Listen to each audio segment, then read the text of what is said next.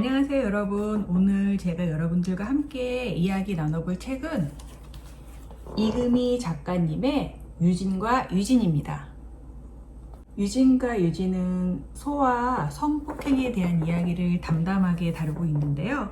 간략하게 내용을 소개시켜 드리자면, 같은 유치원을 다녔던 유진이와 유진이는 같은 중학교에서 한반 친구로 만나게 됩니다.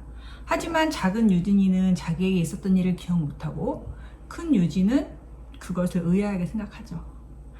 왜 작은 유진이는 자신에게 있었던 일을 기억하지 못했을까요? 이 책에서는 큰 유진이와 작은 유진이의 주변 사람들이 그 아이들에게 큰 영향을 미친다는 것을 보여주고 있는데요. 억지로 기억을 지우게 했던 작은 유진이의 엄마, 아빠. 유진이는 그래서 그때의 상황을 기억 못합니다. 떼수건으로 아이 몸을 박박 밀어주면서 기억을 지워버리라고 강요하는 엄마 때문이기도 한데요. 사실 내용만 보자면 굉장히 무겁고 슬픈 이야기지만, 이 책에서는 사건을 극복하는 아이들의 모습을 재미있게 보여주고 있어요. 이 책은 역시 초등학교 고학년부터 중학생, 고등학생, 어른까지 다 읽어도 좋을 만한 그런 책이고요. 저는 아이들과 이 책을 읽으면서 이번에 함께 나눈 활동은 주변 사람들의 역할이 중요하다고 이야기했잖아요. 그래서 큰 유진과 작은 유진의 주변 사람들을 이렇게 마인드맵으로 그려보게 하는 학습을 했어요. 공통적으로 되는 원장 선생님이 있고요. 주변에 엄마, 아빠와 친구들. 이 책은 제가 굉장히 좋아하는 책이기도 한데요. 이 책 표지를 보시면 이렇게 나무가 두 그루 있잖아요. 한 그루는 그래도 제법 곱게 자랐는데, 한 그루는 이렇게 옹이가 져가지고 약간 삐뚤어지게 자랐어요. 이제 큰 유진과 작은 유진을 상징하는 게 아닐까 하는 생각을 해봅니다. 유진과 유진에서 제가 특별히 기억에 남았던 부분, 이 구절을 우리 아이들도 선택을 했는데요. 나는 그날 밤 엄마와 아빠에게 그 이야기를 다시 해야 했다. 엄마가 울음을 터뜨리고 나를 안았고, 아빠는 주먹으로 벽을 쳤다. 그때 내 기분은 슬프고 무서우면서도 달콤했던 것 같다. 3살짜리 동생한테 엄마 아빠의 사랑과 관심을 빼앗긴 채 외로움에 떨었던 때이므로 엄마 품에 안긴 채 울음 섞인 사랑 고백을 듣는 것은 참으로 행복한 일이었다. 사랑해 사랑해, 엄마가 우리 유진이 이 세상에서 제일 사랑하는 거 알지? 형진이보다 더? 내 물음에 엄마는 눈물 젖은 뺨을 내 얼굴에 마구 문지르며 그렇다고 대답했다.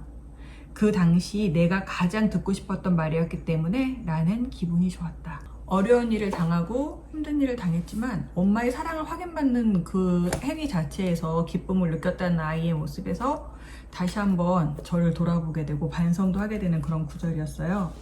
그러면 우리 아이들이 그린 마인드맵 중에서 그 주변 인물들을 간단하게 살펴볼게요. 먼저 큰 유진 주위에는 남자친구 건우가 있어요. 건우랑 유진이는 초등학교 때부터 친한 친구인데, 손을 잡으려고 할 때 유진이가 거부를 하게 돼요. 그리고 여기에서 나오는 건우 엄마는 이 사건이 있었을 때 적극적으로 나서서 도와준 그런 다른 학부형이지만, 유진이와 건우가 사귄다고 할 때 아주 난색을 표하는 그런 어른의 모습을 보여주고 있습니다. 부모님은 사랑으로서 큰 유진이의 아픔을 달래주고 그 상처를 치유해주는 그런 역할을 맡고 있고요. 그리고 작은 유진이의 부모님은 너무나 쌀쌀맞아요. 그래서 새엄마 아닌가 이런 생각을 하게 하지만, 사실은 다 그렇죠. 자식을 사랑하지 않는 부모는 없잖아요. 역시 가슴 깊은 곳으로 유진을 사랑해왔고, 하지만 그 아이가 상처를 극복하기보다는 잊고 살기를 바라는 그런 부모의 역할을 하고 있어요. 동아리에서 만난 춤을 잘 추는 희정 언니를 따라서 동아리에서 춤을 추는 활동도 하고요. 연결되어 있는 원장 선생님, 여기서는 그놈이라고 칭하는데요. 아이들에게 성추행을 일삼는 정말 악질적인 인간입니다. 그리고 또 여기서 함께 큰 유진과 작은 유진을 이어주는 소라라는 친구가 있는데요.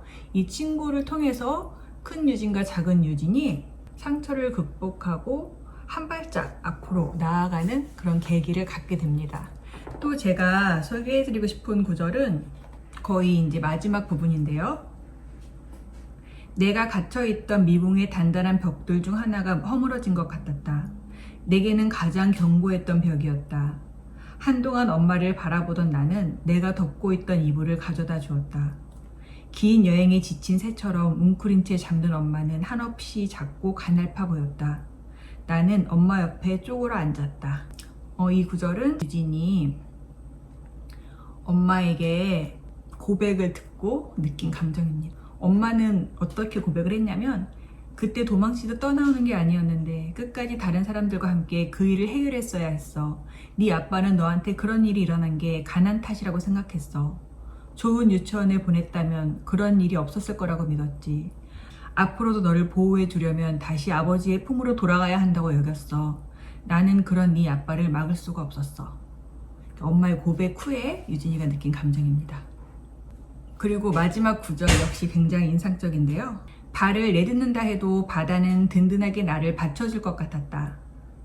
그 바다 위로 날마다 떠오르는 해임이 분명했지만 어제의 그 해가 아닌 것도 분명한 새로운 해가 솟아오르고 있었다. 어찌 보면 굉장히 무겁고 어두운 주제지만 이 시대 최고의 아동 청소년 문학 작가 이금희 작가님은 이 책을 굉장히 재밌고 가볍게 비교적 가볍게 풀어냈습니다. 아이들과 함께 꼭 읽어보세요. 정말 추천드립니다.